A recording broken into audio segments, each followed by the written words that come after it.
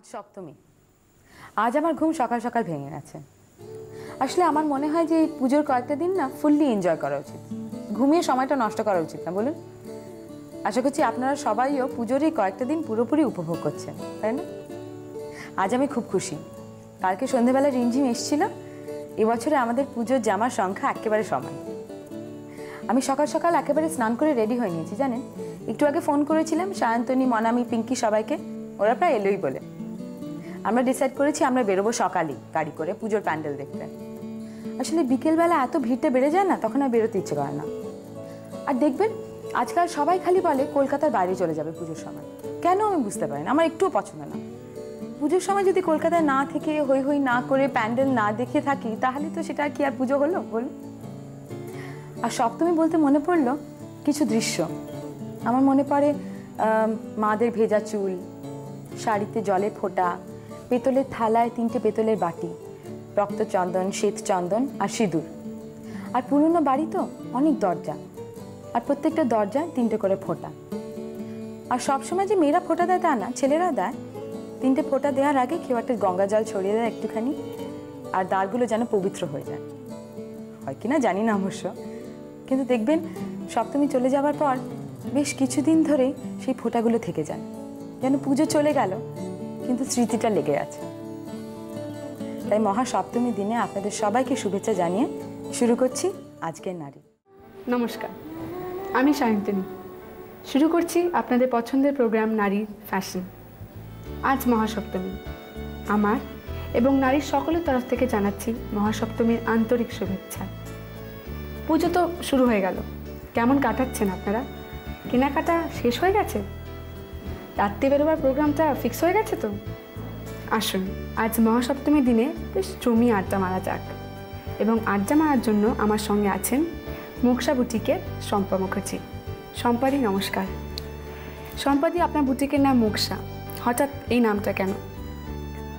মোক্ষা আমার কাছে অর্থ হলো ফ্রিডম, যেখানে কোনো সিলেবাস নেই। আমি অ্যাকচুয়ালি টিচার, তো সারা জীবন ভীষণ সিলেবাস ওরিয়েন্টেড কাজ করতে হয়েছে। আমার কাছে মোক্ষা মানে ফ্রিডম, যেখানে আমি আমার ইচ্ছে মতন, আমার পছন্দর মতন কাজ করতে পারি এবং নিজের সময় মতন। সেখানে কেউ আমাকে বকা দেবে না, কেউ আমাকে বলবে না কেন কাজ শেষ হয়নি। তো হঠাৎ টিচার থেকে ডিজাইনিং কেন?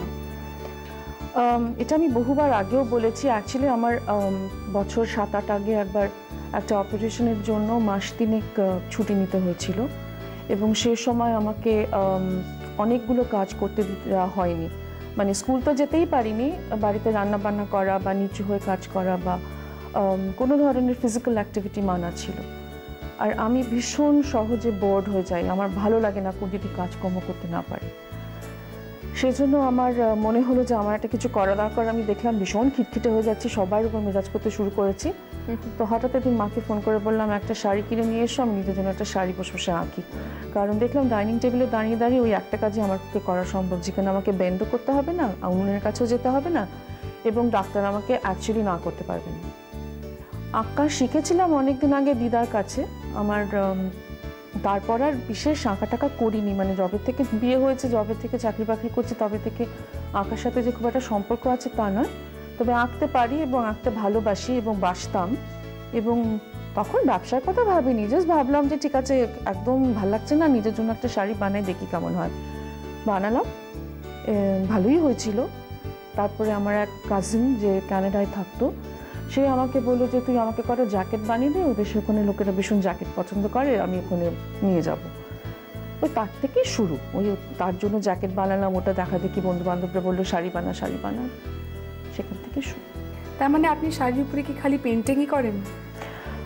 না, পেন্টিংও করি এবং এখন বাটিকও করি। প্রথম যখন শুরু করেছিলাম তখন বাটিকের কাজ জানতাম না। আমি অ্যাকচুয়ালি একজন টিচারকে রেখে বাড়িতে বাটিক বানানো করা শিখলাম, এবং দেখলাম এটা একটা ভীষণ ফ্যাসিনেটিং জিনিস। কারণ স্পেশালি যখন সল্টের বা অ্যাসিডের প্রিপারেশনের জিনিসটা দেওয়া হয়, তখন যে রঙটা বেরোয় সেটা ভীষণ এক্সাইটিং, এবং কখনো বোঝা যায় না আগে থেকে যে ঠিক কী রঙটা বেরোবে। যার জন্য আমাকে যদি কেউ বলে যে এক্স্যাক্টলি এই অরেঞ্জটা ধরো, আমার এটা অরেঞ্জ হয়েছে, আমাকে যদি কেউ পরে বলে যে এই অরেঞ্জটা আমাকে ডুপ্লিকেট করে দাও, আমি কিন্তু করতে পারবো না। মানে পারবো হয়তো, কিন্তু এক্স্যাক্টলি এই শেডটা হবে না, কারণ আমি নিজেও জানি না যেটা কোন শেড এসে বেরোবে। এই আমার বাটিক জিনিসটা ভীষণই ফ্যাসিনেটিং লাগে। তা আপনি যে শাড়িগুলো করছেন, বেসিক ফ্যাব্রিকটা কি শাড়িগুলো? আমি ক্রেপ, সিল্ক, তসর, কটন, মলমল, কোটা, হ্যান্ডলুম সব ইউজ করি। অনেকে তো ওয়াইড রেঞ্জ। আর কী ধরনের ডিজাইনস করেন? আমি যখন প্রথম কাজ করতে শুরু করলাম এবং অনেক বছর আগে একটা র্যাম্পেও সিকোয়েন্স দিয়েছিলাম, তখন আমি একটা সূর্যের উপর কাজ করেছিলাম।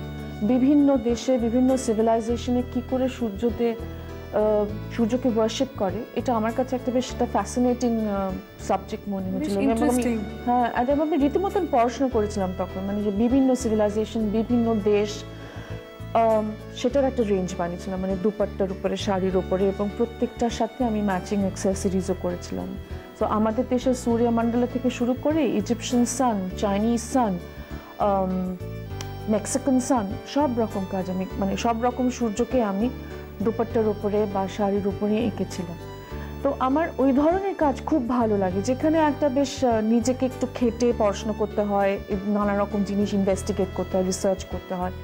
আর আমি কালার্সগুলো ভীষণ অন্যরকম ইউজ করবার চেষ্টা করি, মানে একটু যেগুলো খুব একটা ট্রেডিশনালি অ্যাকসেপ্টেড কালার কম্বিনেশন নয়। আমি ব্লু এর সঙ্গে অরেঞ্জ বা ব্লু এর সঙ্গে রেড, ওই ধরনের কালার্স ইউজ করি। তারপরে আজকাল যেটা ভীষণ চলছে অরেঞ্জ অ্যান্ড পিঙ্ক, যেগুলো অ্যাকচুয়ালি মনে করলে কিন্তু মনে হয় ভীষণ অ্যালাইড সাব কালার্স, কিন্তু আমি খুব ইউজ করেছি এবং ভীষণ চলছে এটা।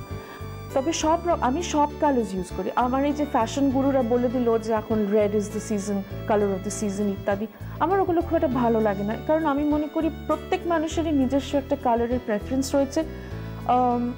আমরা শপিং করতে গেলে আমার যদি লাল ভালো না লাগে, যেহেতু ওটা কেউ বলে দিয়েছে ওটা কালার অফ দ্য সিজন, আমি কি গিয়ে লাল কিনবো? আমি কিনবো না। সো সেরকমই আর কি, যেরকম আর্থ কালার্স কখনো আউট অফ ফ্যাশন হয় না। Black and white theme based কাজ করেন?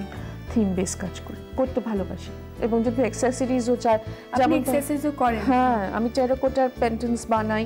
ধরে নাও আমি যদি একটা অরেঞ্জ অ্যান্ড ব্ল্যাকের সঙ্গে এরকম একটা জিনিস দিই, আমার মনে হয় যারা পড়তে ভালোবাসেন, সবাই যে ভালোবাসেন তা নয়, এই যে এটা একটা অরেঞ্জ অ্যান্ড ব্ল্যাক শার্ট, তার সাথে ধরো আমি যদি এটা দিলাম, সুন্দর না?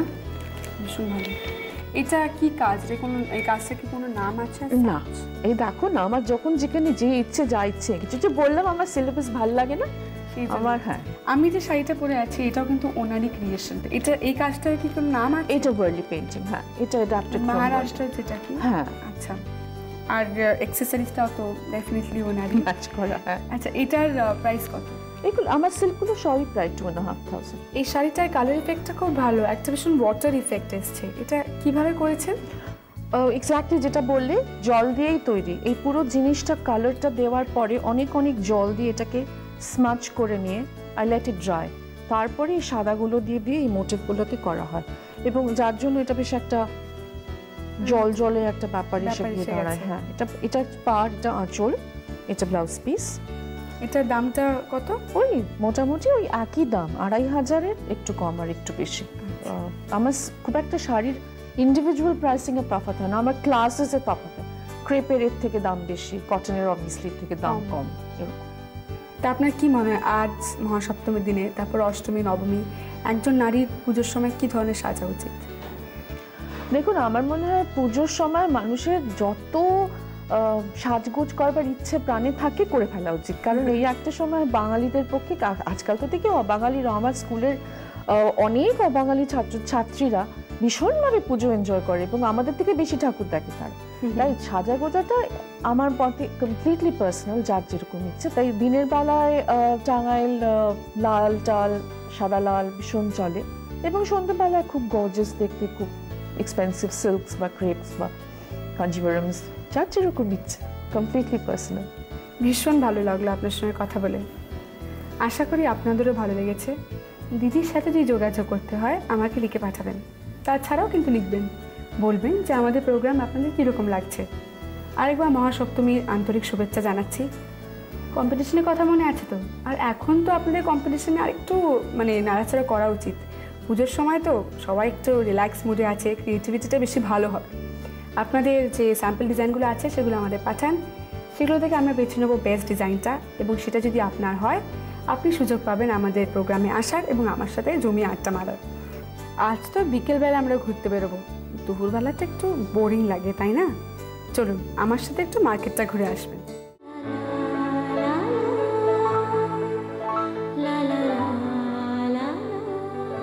আপনাদের ফ্যাশনের খবরাখবর তো আমিই দেবো।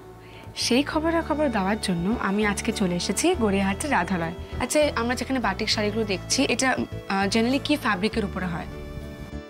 এটা আপনার মোমবাটিক বলে, এটা কটনে হয়, সিল্কে হয়, নানান ধরনের বিষয় হয়। আর এই এই কটনের উপরে ফ্যাব্রিক হচ্ছে এটা হাতে আঁকা, হ্যাঁ, এবং এই ধরনের নানা রকম ডিজাইনের পাওয়া যাচ্ছে।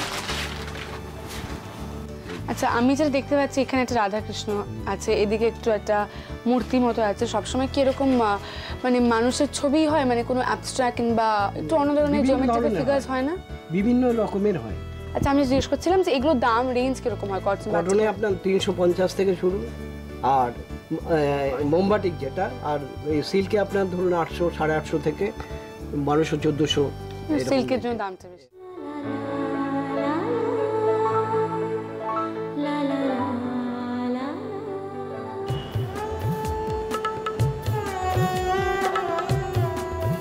শারদীয় রোশনাই থেকে একটু দূরে চলে এসেছি আমি।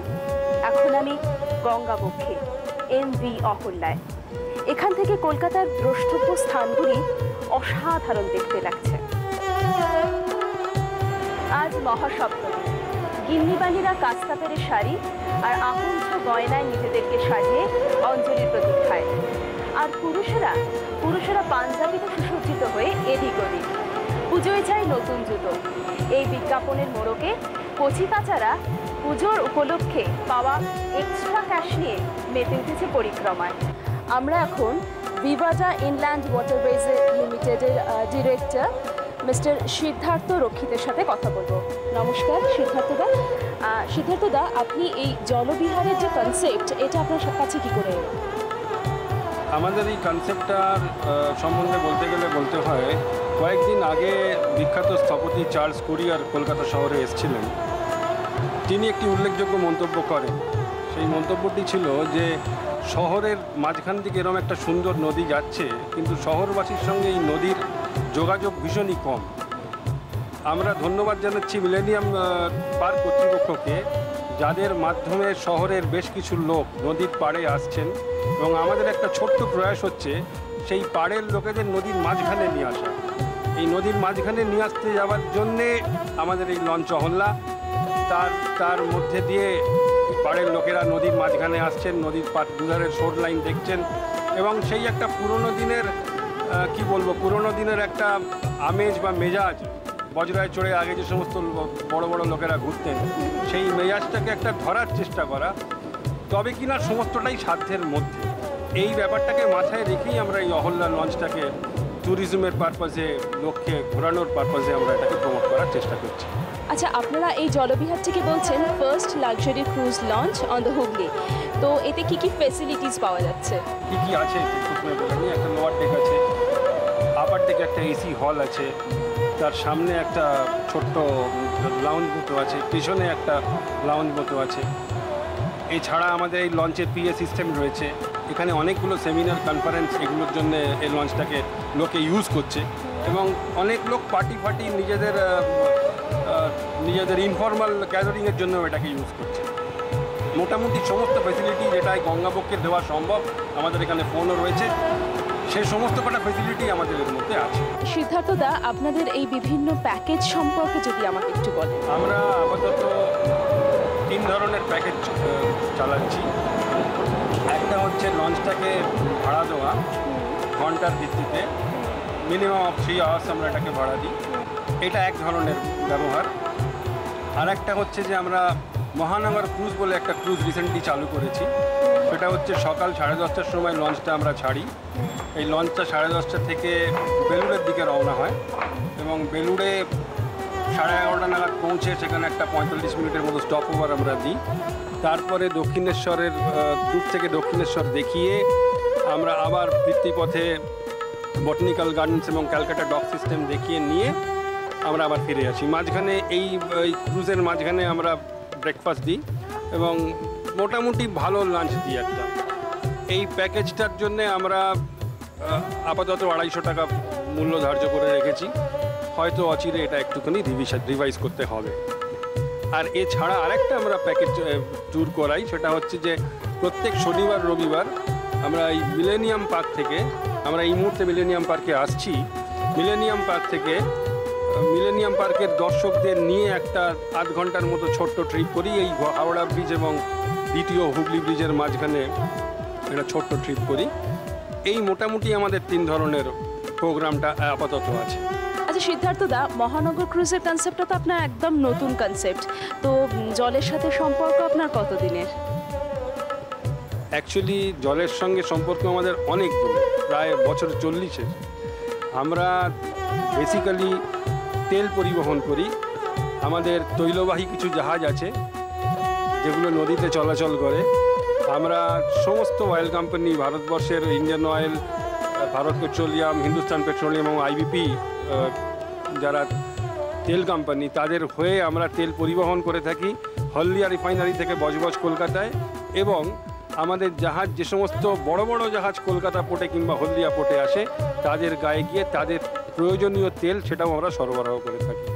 অতএব জলের সঙ্গে আমাদের সম্পর্ক বহুদিনের। তেল পরিবহন করাটাও আমাদের কাজ। আর তার সঙ্গে সঙ্গে নতুন করে এই একটা ট্যুরিজমের প্রচেষ্টাটাকে উপরের দিকে তুলে ধরা। আপনারা কতদিন ধরে শুরু করেছেন আর কেমন সাড়া পাচ্ছেন? আমাদের তো 2-3 রকমের প্রোগ্রামের কথা আমি বললাম।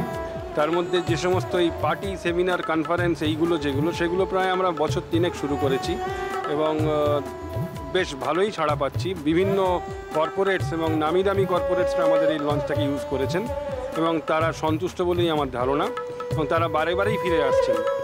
আর এছাড়া মহানগর ক্রুজের যে কথাটা আমি আগে বলেছি, সেটা 1 বৈশাখ থেকে শুরু হয়েছে এবং ধীরে ধীরে সেটাও, তার সাড়াটাও যথেষ্ট ভালো আমরা পাচ্ছি এবং আমরা আশাবাদী যে এটাকে ভবিষ্যতে আরও ভালো করে আমরা করতে পারবো।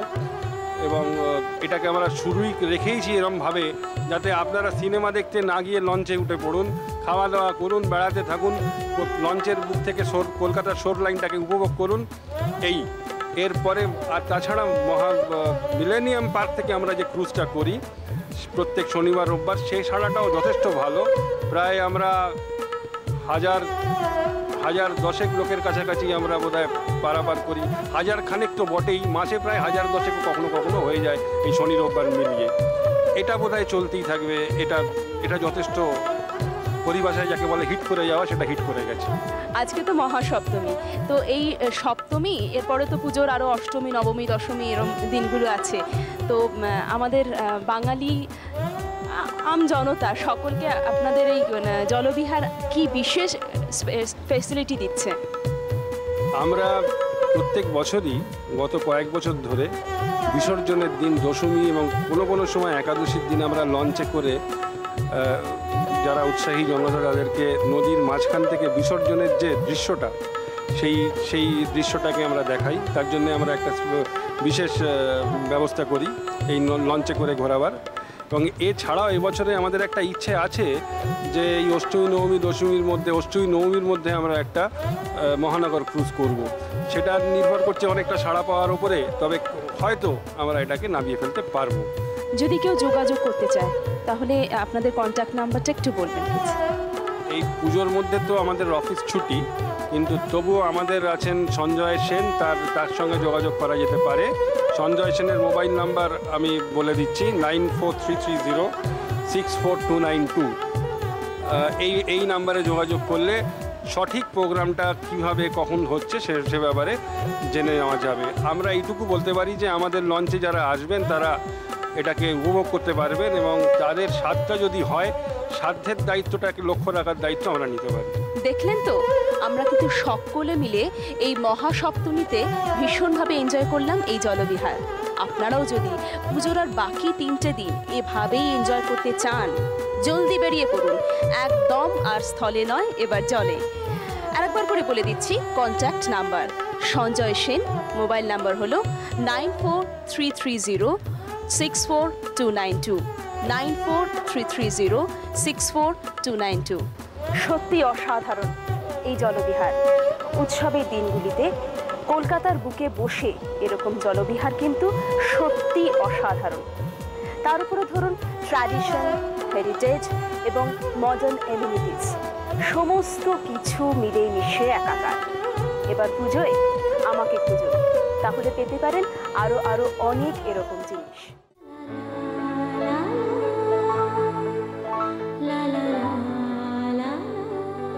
নমস্কার, আমি সায়ন্তনী। আপনাদের পছন্দের প্রোগ্রাম নারী বিউটিতে আপনাদের স্বাগত জানাচ্ছি। আজ মহাসপ্তমী। আমার এবং নারীর সকলের তরফ থেকে জানাচ্ছি মহাসপ্তমীর আন্তরিক ভালোবাসা ও শুভেচ্ছা। সপ্তমীর সকালবেলার সাজ ঠিক কীরকম হওয়া উচিত? গাঢ় না হালকা? আই মেকআপটা, হেয়ার স্টাইলিংটা কীভাবে করা উচিত? আমরা অনেকেই সেটা জানি না, কিন্তু সকলেই চাই বেশ সুন্দর হয়ে উঠতে। সেটা কিভাবে হবে? এই বিষয়ে কথা বলার জন্য আজ আমার সঙ্গে আছেন নামী এবং পরিচিত মেকআপ আর্টিস্ট অভিজিৎ চন্দ্র। অভিজিৎদা নমস্কার। সপ্তমী সকালের সাজ, বেস মেকআপটা কি ধরনের হওয়া উচিত?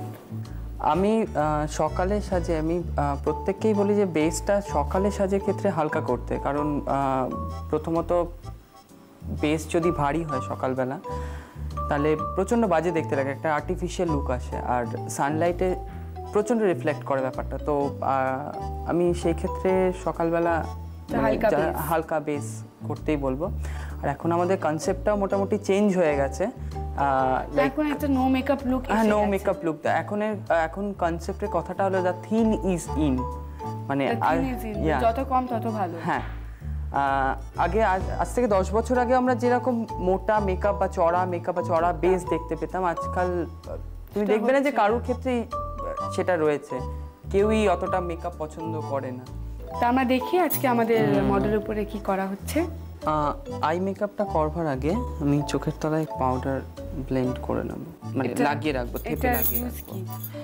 এটার দুটো কারণ আছে। আমি যে শ্যাডো বা মাস্কারা লাগাবো সেটা এখানে পড়তে পারে, তো এটা কি হবে, ট্রান্সলুসেন্ট পাউডারের উপরেই পড়বে, পরে আমি এটাকে ঝেড়ে দিতে পারবো। আর একটা ব্যাপার থাকে কি, চোখের তলায় যদি কালি বা ওই ধরনের কোনো ব্যাপার থাকে, ব্যাপারটা বসে যায়। তো দুটো কারণের ফলে আমরা এইটাকে অ্যাপ্লাই করি। প্রথমে আমি যেরকম বললাম যে একটা হালকা টোনের শ্যাডো আমি অ্যাপ্লাই করব ওর চোখে। কোনো হাইলাইটার কি আমরা ইউজ করি দিনের বেলা? হ্যাঁ, দিনের বেলা করা যেতেই পারে হালকা ভাবে, ওই একই স্কিন টোনের সঙ্গে ম্যাচ করে বেজ একটু শিমারি অ্যাপ্লাই করা যেতে পারে, যেটা কিন্তু খুব কটকটে যেন না হয়, মানে ব্লেন্ড করে যাবে জিনিসটা, কিন্তু এফেক্টটা থাকবে। আমি একটা কালার চোখে ব্লেন্ড করলাম, করবার পর একটু ব্রাউনিশ টোন দিয়ে কর্নারটাকে বানাবো, যেহেতু চোখটা একটু ছোট, কর্নারটাকে বাড়াবো। হ্যাঁ, একটু মানে এজটাকে ডিফাইন করে দেবো, তাহলে একটু বড় দেখাবে। তো হ্যাঁ, একটু বড় দেখাবে চোখটা। আর যাদের বড় চোখ আছে তাদের কি করা প্রয়োজন? তাদের হালকা টাচ করলে দেওয়া যেতে পারে।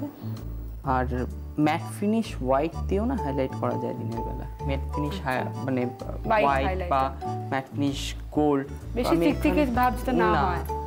আমি এখানে একটা ম্যাট ফিনিশ হোয়াইট দিয়ে ওর হাইলাইটটা করছি। এই ম্যাট ফিনিশ হোয়াইটটা বাজারে পাওয়া যায়? হ্যাঁ, মার্কেটে পাওয়া যায়। তো আমরা অনেকেই জানি না হাইলাইটারটা মানে ইউজ কেন করা হয়। হাইলাইটারটা ইউজ করা হয় চোখটা আরো মানে ব্রাইট করবার জন্য, আরো প্রমিনেন্ট করবার জন্য হাইলাইটারটা। তো ঠিক সাধারণত একটু হালকা শেড দিয়ে করা হয়। হ্যাঁ, একটু দেখবে যে কালারে শ্যাডো থাকে, সাধারণত আমরা হাইলাইটের কালার দেখতে পাই silver, white, matte gold, yellowish gold, বা তোমার ধরো একটু পল শেড বা একটু বেজ পার্লের মিক্স যে টোনটা আসে সেটা, সেই ধরনের। এই যে আপনি যে আইশ্যাডোটা লাগাচ্ছেন, এটা ওটা একটা ইন্ডো ওয়েস্টার্ন পরে আছে, ওটা শুধু যাচ্ছেই, কিন্তু কেউ ধরো সপ্তমী সকালবেলা আমি যেরকম শাড়ি পরে আছি, কেউ যদি অঞ্জলি দিতে যায় সেও করতেই পারে। সেক্ষেত্রে ধরো যদি শাড়ি পরা হয়, তাহলে শাড়ির ক্ষেত্রে আমি যেমন একটু হোয়াইটিশ হাইলাইটার লাগালাম, সেক্ষেত্রে একটু mat finish gold highlighter apply করা যেতে পারে, একটু ইন্ডিয়ান লুক দেবে, একটু ইন্ডিয়ান লুকের সঙ্গে ম্যাচ করে। কর্নারটাকে আমি একটা স্মাজার ব্রাশ দিয়ে একটু স্মাজ করব। স্মাচ করা বলতে ঠিক কি? এই যে এরকম একটা স্মাজার ব্রাশ দিয়ে কর্নারটাকে একটু মানে ব্লেন্ড করে দেবো, একটু স্মাজ করে দেবো, তাহলে চোখটা না একটু বড় লাগে। এটা যাদের ছোট চোখ তারা করতেই পারেন, খুব ধরে করতে হবে, কারণ এটা যতটাই সোজা ততটাই কঠিন। তার মানে হলো এটা যদি প্রপারলি না করা যায় তাহলে খুব খারাপ দেখতে লাগে, আর এটা যদি প্রপারলি করা যায় ভীষণ ভালো লুক আনে। একটু ধরে করলেই প্রত্যেকেই মোটামুটি পারবেন করতে। এখন দেখছি প্রায় আই মেকআপ তো শেষই হয়ে গেল, কি করলে এই জায়গাটা? আমি যেটা করলাম, ওপরেও একটু ডার্ক ব্রাউন, মানে একটু ডার্ক ব্রাউন দিয়ে একটা লাইন বানিয়েছিলাম, বানিয়ে সেটাকে স্মাজার ব্রাশ দিয়ে স্মাচ করে দিলাম। ট্রান্সপারেন্ট মাস্কারা লাগালাম, যেটা তোমাকে আমি আগেই বলেছি যে ট্রান্সপারেন্ট মাস্কারার প্রলেপটা দিনের বেলা ভালো লাগে। আচ্ছা, আর নিচটার ওপরটা একসঙ্গে জয়েন্ট করে স্মাচ করলাম, ঠিক আছে। আর এবার যেটা করব, আমি চোখের তলার পাউডারটাকে সরিয়ে দেবো একটা ব্রাশ দিয়ে। তারপর আমরা মনে আমাদের ব্লাশ অনটা লাগাবো। তার আগে একটা ছোট্ট জিনিস আমি করব, যেটা হলো আইব্রোটা এখনো পর্যন্ত ইনকমপ্লিট রয়ে গেছে। আচ্ছা, তো আইব্রো ক্ষেত্রে ওই ট্রান্সপারেন্ট মাস্কারাই আমি আইব্রোতে লাগাবো। এটা কি হয় লাগালে? আইব্রোটা একটা প্রমিনেন্ট শেপ আসে। ধরো ফাউন্ডেশন লাগাচ্ছ বা কম্প্যাক্ট লাগাচ্ছ, সেগুলো ছোট ছোট দানা তো আইব্রোর মধ্যে লেগে থাকে, তো সেটা সরে যায়, একটা প্রমিনেন্ট শেপও আসে আইব্রোর। লাগিয়ে আইব্রো ব্রাশ দিয়ে আমি একটু এটাকে আঁচড়ে শেপে এনে দেবো। এবার যেটা করব, আমরা ব্লাশন করব। যে কোনো সময় ব্রাশে ব্লাশন নিয়ে একটু ফু দিয়ে এক্সট্রা ব্লাশনটাকে মানে সরিয়ে দিতে হবে। ব্লাশন লাগাবার সময় মুখের শেপটা খুব মানে মাথায় রাখাটা খুব দরকার। যেমন ওর এখানে কি আছে, ওর এই হাড় দুটো উঁচু, মানে গালের যে দুটো হাড় থাকে দুটো উঁচু, তো আমি ব্লাশনটা ওই হাড়ের ওপরেই লাগাবো। আর একটু টাচ করবো ওর মানে মুখ আনতা যে চোয়ালগুলো একটু বড়, তো আমি একটু ব্লাশনটার চোয়ালে অ্যাপ্লাই করব। তো এরকমই বিভিন্ন মুখের ক্ষেত্রে বিভিন্ন শেপে ব্লাশন লাগাতে হয়, বিভিন্ন জায়গায় ব্লাশন লাগাতে হয় মুখের শেপটাকে ঠিক করবার জন্য। এটা তো হালকা একটা, হ্যাঁ, এটা দিনের বেলা প্রকট কালার বা খুব বেশি কালার দেখতে পাচ্ছি না, খুব খারাপ লাগে। তো ওই নো মেকআপ লুক আর আর্থ টোনটাই আমার মনে হয় অনেক ভালো একটা লুক এনে দেয়। তো ব্লাশন লাগানো শেষ হয়ে গেল প্রায়। আমি চোয়ালেও একটু টাচ রাখছি। তারপর আমরা লিপসে আসবো। এবার আমরা লিপসে আসবো। এটা আপনি কি করছেন? আমি এটা লিপটা আউটলাইন করে নিচ্ছি, হালকা কালার। হ্যাঁ, এটা একটা আইস কফি টোনের লিপ পেন্সিল আমি অ্যাপ্লাই করছি ওর লিপে। দিনের বেলায় হালকা রঙের কথাটা মাথায় রেখে, লিপটাও কিন্তু ঠিক ব্লাশনেরই মতো, যেরকম শেপ, মানে সবার লিপের শেপ তো সমান নয়, পাতলা বলে সেটাকে। হ্যাঁ, এটা ওর লিপটা একটু পাতলা বলে আমি একটু মোটা করে নিই। যাদের একটু মোটা ঠোঁট তাদের অপেক্ষাকৃত একটু ভেতর দিয়ে লাইনটা টানতে হয়, খুব ভেতরেও না, তাহলে একটা আর্টিফিশিয়াল লাগবে যে হ্যাঁ ওটা আঁকা হয়েছে, এরকম ব্যাপারটাও যেন না হয়। আমি এই লিপ লাইনারটা দিয়েই ওর লিপটাকে ভর্তি করব। আর যারা একটু গ্লসি চাইবেন তাদের ক্ষেত্রে আমি বলছি, একটু হালকা লিপ বাম নিয়ে ওটাকেও লিপের ওপর টাচ রাখা যায়, একটা ডিফারেন্ট লুক দেয়, হালকা শাইন দেয়। লাগানো হয়ে গেছে। এবার একটা টিস্যু পেপার দিয়ে আমি এক্সট্রা যে লিপ বামটা সেটাকে মানে মুছে তুলে নেব, দিনের বেলা যাতে মানে ধেবড়ে না যায়, স্মাজ না করে। এরপর হ্যাঁ, মোটামুটি ফিনিশিং টাচ, যেটা আমাদের মেন জিনিস। চুল দেখবে ঠিক না থাকলে কিন্তু লুকটা ঠিক ক্যারি করে না। হালকা মুজ লাগিয়ে ব্লো ড্রাই করতে পারেন যাদের স্ট্রং হোল্ডের দরকার হবে চুলে। আর যারা বেঁধে রাখতে চাইবেন তারা উঁচু করে পনিটেল করে রাখতে পারেন। আমাদের সপ্তমীর সাজ এখন প্রায় কমপ্লিট। প্রায় কি কমপ্লিট হয়েই গেল। অনেক ধন্যবাদ অভিজিৎ দা। আশা করি আপনারা পুরোপুরিভাবে শিখে গেছেন যে দিনের বেলা সাজটা ঠিক কীরকমভাবে করা উচিত। আপনাদের কাছেও যদি এরকম কোনো টিপস থাকে সেটা আমাকে অবশ্যই লিখে পাঠাবেন। আপনারা যে টিপসগুলো পাঠাবেন সেই টিপসগুলো থেকে আমরা সিলেক্ট করে নেব সবার থেকে সেরা টিপটি, এবং সেটা যদি আপনার হয় আপনি পাবেন একটি আকর্ষণীয়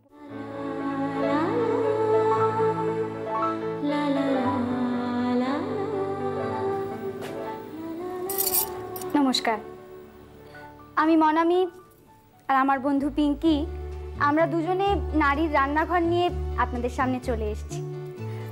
আজ মহাসপ্তমী। মহাসপ্তমীর এই হাসি, আলো, আনন্দর উৎসবে স্পেশাল রান্নাবান্নার কিন্তু একটা স্পেশাল ভূমিকা থাকে।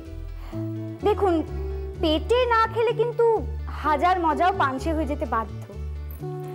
Biryani, egg roll, chicken chowmein, continental, Mexican আরও নানান ধরনের বিপুল খাবারের সম্ভার থাকবে পুজোর কদিন। তবে যাই বলুন, ফুচকা, ঘুগনি, আলুর দম এগুলো ছাড়া কিন্তু পুজো ঠিকঠাক জমে না। 4 দিনের এই গুরুপাক খাওয়া দাওয়ার কথা মাথায় রেখেই আমরা নারীর রান্নাঘরে আমন্ত্রণ জানিয়েছি নিউট্রিশনিস্ট দেবযানী রায়কে। তাহলে আসুন না কিছু নন অয়েলি, নন স্পাইসি খাবার দাবারের টিপস জেনে নিই দেবযানীদির কাছ থেকে। তবে নন অয়েলি আর নন স্পাইসি বলে কিন্তু একদম ভাববেন না যে নন টেস্টিও। দেবযানীদি, আজকে আপনি আমাদের কি রেসিপি দিচ্ছেন? আজকে আমি রোস্ট চিকেন করা শেখাচ্ছি। রোস্ট চিকেন, কি কি ইনগ্রেডিয়েন্টস লাগছে? রোস্ট চিকেনে লাগছে চিকেনের 2 পিস আমি নিয়েছি, ডিপেন্ড করছে আপনি কতজনকে খাওয়াচ্ছেন। আর এখানে লাগছে আদা বাটা, একটু শুকনো লঙ্কা গুঁড়ো, দই, একটু টমেটো আমি নিয়েছি। এই রোস্ট চিকেনের সাথে রোস্ট টমেটোজও বসিয়ে দেবো বলে, শসা ফর গার্নিশিং, এটা যে সাজাবার জন্যে। আর এটা হচ্ছে রসুন বাটা, এটা হচ্ছে কাঁচা লঙ্কা বাটা। এটা হচ্ছে সম্পূর্ণ, এটা হচ্ছে ম্যারিনেশনের ওপর ডিপেন্ড করছে এই রান্নাটা। মানে রান্না মানে গ্যাসে জ্বালিয়ে রান্না করা এই সিস্টেমটা এর ভেতরেই নেই। কিন্তু যেহেতু আজকে এখানে একটু সময় কম আছে, সেই জন্য আমি এটা হাফ একটুখানি বয়েল করে নিয়েছি। ওটা হাফ বয়েল করা আছে। তা নইলে মনামি দেখ, কেউ যদি এই রান্নাটাকে একটু তাড়াতাড়ি করতে চান তাহলে একটু সেদ্ধ করে নিতে পারে। হ্যাঁ, আর তা নইলে আপনি ম্যারিনেট করে আপনি এইটা আপনি 1 ঘন্টার মতো রেখে দিতে পারেন, তাহলে আরো ভালো টেস্টটা হয়। ঠিক আছে, 1 ঘন্টা মতন রাখতে হবে না? আচ্ছা, কি কি জিনিস দিয়ে এই মানে মাংসটাকে ভিজিয়ে রাখা? হ্যাঁ, সেটা আমি বলে দিচ্ছি। আচ্ছা, প্রথমে হচ্ছে মাংসটা নিয়ে আপনারা একটু ছুরি দিয়ে একটু স্লিট করে নিতে হবে, যাতে মশলাগুলো ভালো করে মশলাটা যায়। হ্যাঁ, আদা বাটা না? এটা রসুন, এটা আদা, লঙ্কাটা ডিপেন্ড করছে কে কি রকম ঝালটা খাবে। আর রেড চিলি পাউডারটা আমি একটু দিয়েছি, একটু কালারটা আসে। খুব অল্প না? খুব অল্প, অ্যাকচুয়ালি ডিপেন্ড করে, অনেকে ঝাল খেতে ভালোবাসে, বাট ইউজুয়ালি রোস্ট চিকেনে খুব একটা হয় না, লাগে না। অনেক সময় বাড়িতে দই হয়তো নেই, হ্যাঁ, সেক্ষেত্রে আপনি একটুখানি পাতিলেবু বা ভিনিগার দিয়ে দিলেও হবে। ও আচ্ছা, দই না থাকলে পাতিলেবু ভিনিগার দিয়ে দিলেও হবে। আর এইটা কি ঘরে পাতা যাবে তো? ঘরে এটা টক দই, মিষ্টি দই না। টক দই ঘরে পেতে রাখলেও অসুবিধা নেই তো? না না। আচ্ছা, বাস এই আমার ম্যারিনেশন হয়ে গেল। এইবারে আমাকে একটা এই প্লেটে, হ্যাঁ, এইটাতে একটু গ্রিস করতে হবে। তেল এমনিতে একদমই ব্যবহার করার দরকার নেই। হ্যাঁ, ডিপেন্ড করছে, এখন কেউ যদি তেল দিয়ে খেতে চায় সেটা আলাদা। তোমরা আমাদের জানি কি গ্রিস করতে হবে, মানে এখানে অল্প একটু তেল কি আপনি মাখিয়ে নেবেন? অল্প একটুখানি তেল মাখিয়ে নিতে হবে। হ্যাঁ, মানে জাস্ট একটু গায়ে যাতে না মানে আটকে যায় ওতে। আচ্ছা, এখানে আমরা মাইক্রো ওভেনে দেখাচ্ছি জিনিসটা, কিন্তু মাইক্রো ওভেন তো সবার বাড়িতে থাকে না। এটা যে কোনো ওটিজি যে ওভেনগুলো পাওয়া যায়, সেটাতেও রোস্ট করা যায়, অথবা অনেকের বাড়িতে ওই গোল মতো একটা অ্যালুমিনিয়ামের কেক বানাবার একরকম থাকে, ওটাতেও কিন্তু করা যায়, বাট ওটাতে বাসন, ডিফারেন্ট বাসন ওর ভেতরে ঢুকবে। আচ্ছা, টমেটোগুলো ইচ্ছা করলে আপনি এই ম্যারিনেশনে লাগিয়ে দিতে পারেন। মানে টমেটোর গায়েতেও আপনি একটুখানি যেটা বাকি আছে ওটা লাগিয়ে নিলাম। আচ্ছা, এখানে যেটা এক্সট্রা একটু আছে এটা একটু সরিয়ে দেবো, কারণ ম্যারিনেশনে যতক্ষণ সময় দেওয়া হয়েছে যথেষ্ট ভেতরে ঢুকে গেছে। এটা মোটামুটি কতক্ষণ রাখতে হবে? 4 ঘন্টা করলে হয়ে যাবে? ম্যারিনেশনটা না, ম্যারিনেশন তুমি 1 ঘন্টা রেখে দাও, 1 ঘন্টা রেখে দাও। কিন্তু যেহেতু এখানে আমি তাড়াতাড়ি দেখাচ্ছি, এই জন্য একটুখানি হাফ বয়েল করে রেখেছি। অনেক সময় কি হয়, হয়তো কারোর সময় নেই বেশি, তখন একটুখানি হাফ বয়েল করে শুধু হাউসওয়াইফ না যারা আর কি সার্ভিস করেন, হ্যাঁ, বা ধরো এই পুজোতে ঘুরে এসে তোমার সময় নেই, তো সেই জন্য চট করে তুমি একটু হাফ বয়েল করে ম্যারিনেট করে খেয়ে নাও। আচ্ছা, এটা এবারে মাইক্রো ওভেনে দিয়ে দিতে হবে। আচ্ছা, আমি দিয়ে দিই? হ্যাঁ, মাইক্রো ওভেনে 4 থেকে 5 মিনিটেই হয়ে যাবে জিনিস। আচ্ছা, টেম্পারেচারটা কততে দেব? টেম্পারেচারটা তুমি মিডিয়ামে রাখো প্রথমে। মানে মিডিয়ামে প্রথমে রাখতে হবে, কতক্ষণ পরে হাই? ধরো 2 মিনিট মিডিয়ামে রাখলাম, তারপরে হাই করে দিলাম। আচ্ছা আচ্ছা দেবযানী দি, ওটা যতক্ষণ ওখানে আছে কিছু আমরা একটুখানি সপ্তমীর আড্ডাটা মেরে নিই। সেটা হলো যে তুমি যে এত ভালো রান্না টান্না করো, এটা তো শখে করো, শখ প্রথমে শখই। তো তুমি কি এর জন্য কোনো ট্রেনিং নিয়েছিলে? আমি তো all India institute of hygiene and public health থেকে আমার ডায়েটেটিক্স কোর্সটা করেছি। তো ওখানে তো আমাদের শিখতেই হয় যে কিভাবে পেশেন্টদের, মানে আমাদের বলে দেয় যে এরকম এরকম রুগী আছে, হয়তো একটা রিনাল ফেলিয়ার পেশেন্ট আছে, বা হয়তো কেউ ডায়াবেটিস আছে, তাকে কি খাওয়ানো হবে বা তাকে কি দেওয়া হবে। তখন আমাদের ওই ক্যালোরি মেপে, তখন আমাদের ওই মানে ওই পরীক্ষাতেও আমাদের মানে starting from the starter to dessert অবধি আমাদের করে দেখিয়ে দিতে হয় যে একটা পেশেন্টকে কি দিতে পারি আমরা। আচ্ছা আচ্ছা, মানে এটা যেটা তুমি করেছো কোর্সটা, সেটা বেশ খাটনির। হ্যাঁ, এটা তো খাটুনি আছে, কিন্তু তার ইন্টারেস্ট থাকলে কিন্তু মানুষ সেটা সবার ইন্টারেস্টেড। না, ইটস ভেরি ইন্টারেস্টিং, ভীষণ ভীষণ ইন্টারেস্টিং। কিন্তু কি হ্যাঁ, মানে সায়েন্স বেস থাকতে হবে, ভীষণ বায়োকেমিস্ট্রি পড়তে হয়। ওটা তো মানে আমার সব থেকে ওটাই মানে এ লাগতো। একটু গার্নিশিং এর জন্য বিশেষ কিছু লাগে না, কিন্তু তবুও একটুখানি সাজিয়ে দিলে জিনিসটা দেখতেও ভালো লাগে। যদি কেউ আরো অন্য ভেজিটেবলস ইউজ করতে চায়, যে কোনো ভেজিটেবলস দিবে বা কড়াইশুঁটি সেদ্ধও দেওয়া যায়, সেটাও দেখতে মানে খেতেও ভালো লাগে, দেখতেও ভালো লাগে। এবারে মনে হচ্ছে যে হয়ে গেছে, কারণ কিছুটা সময় চলে গেছে। তবুও চেক করবার জন্য একটু মাঝে মাঝে একটু বার করে দেখে নেওয়া। দেখুন কালারটাও চেঞ্জ হয়েছে। হ্যাঁ, কালারটাও চেঞ্জ হয়েছে, এবারে বার করে না।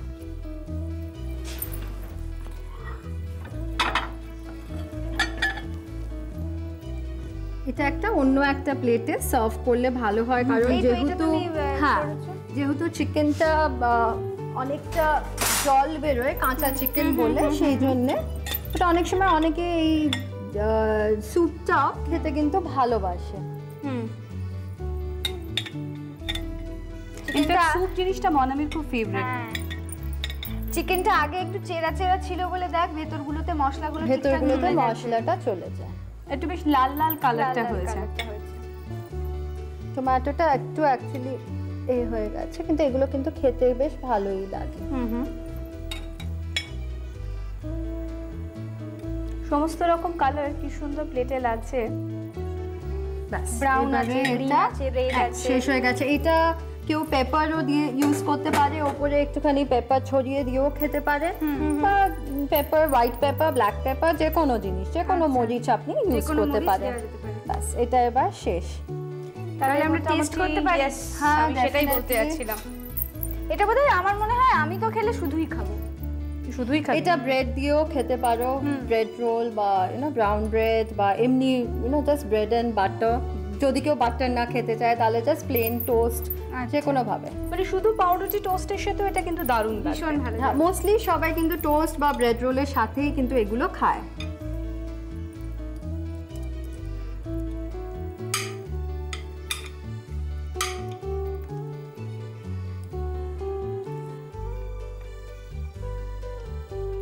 দারুণ হয়েছে, একদম টক টক ঝাল ঝাল, ভালো হয়েছে।